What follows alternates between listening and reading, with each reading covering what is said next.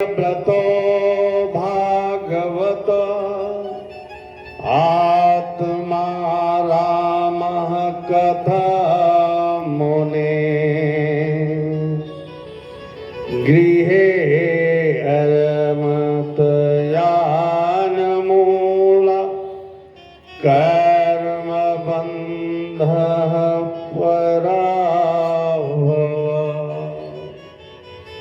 राजा परीक्षित ने कहा, हे गुरुदेव, आपने उत्तानपाद की कथा सुनाई, आकृति, देवहूति, प्रसूति, 3 कन्या का कथा सुनाई, लेकिन प्रिय व्रत की कथा सुना दीजिए। तो प्रिय माने अच्छा, जो भगवान के लिए कार्य करे वह अच्छा। प्रिय माने अच्छा, तो प्रिय व्रत जो थे वो सूर्य नारायण को 7 परिक्रमा लगाए। 7 परिक्रमा लगाए से उन्होंने विचार किया कि हमारे मृत लोक में कभी अंधकार ना आवे, लेकिन 7 परिक्रमा सूर्य का लगाए हैं, और वही 7 परिक्रमा लगाने से जो रथ का पहिया का जो चक्का था उसी से सागर बना, 7 द्वीप बन गया, 7 समुद्र बन गया। जो मिट्टी निकलती थी वो दीप बन गया, और जो चक्के का लीक पड़ता गया, गड्ढा हो गया, वह सप्त सागर हो गया। इसलिए सूर्य नारायण को 7 परिक्रमा लगाए, और यहां लगा कर क्या करें, भावम दिव्यम मनुष्यम च मही त्वं कार्ययोजनं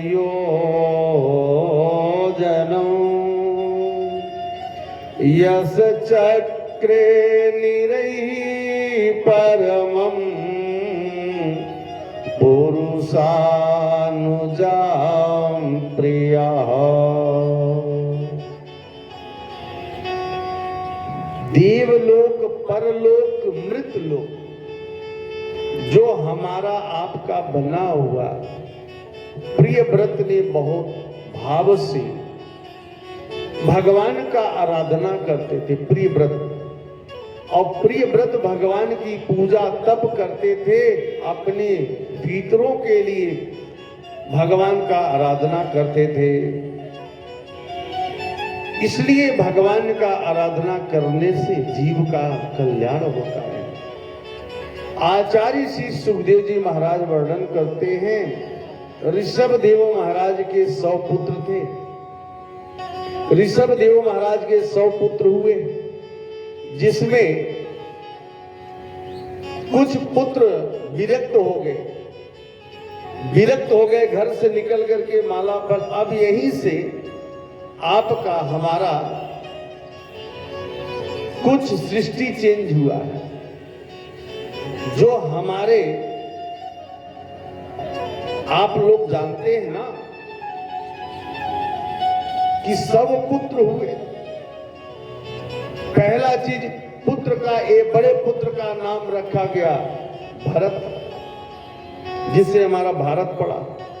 शकुंतला पुत्र भारत पड़ा। राम के भाई का नाम भरत था, इसलिए भारत पड़ा। अब यहां पर नारद भगवान ने महाराज ऋषभदेव महाराज के जो पुत्र थे वो भगवान में उनका मन लगा हुआ था, घर छोड़ करके जंगल में चले गए। और जब जंगल में चले गए तो सब सोचता है कि जंगल में या घर छोड़कर चले जाएंगे तो वहां भगवान का दर्शन हो जाएगा या किसी प्रकार का बाधा नहीं होगा।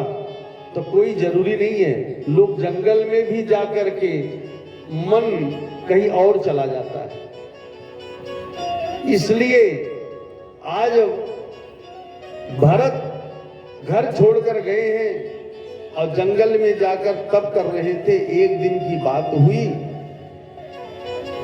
एक हिरनी थी, हिरनी का प्रसव होने वाला था, बच्चा होने वाला था। एक शेर ने दौड़ा लिया अपना जान बचाने के लिए एक नदी में छलांग लगाई। छलांग लगाकर के हिरनी का मृत्यु हो गया, प्रसव बाहर हो गया, यानी बच्चा बाहर हो गया। वो आगे आगे बहता गया तो वहां पर ऋषभदेव बैठकर तप कर रहे थे। हिरनी के बच्चा को देख लिए, उसे बाहर निकाल करके, अब उसे बाहर निकाल दिए तो जो माला का जाप करते थे धीरे धीरे कम हो गया। अब उनका मन हिरनी की ओर चला गया। घास भूसा, स्नान कराना, भोजन कराना, अब वो ऋषभदेव का मन उसमें चला गया। अब मन लग नहीं रहा है। धीरे धीरे वो बड़ा हो गया, हिरनी का बच्चा।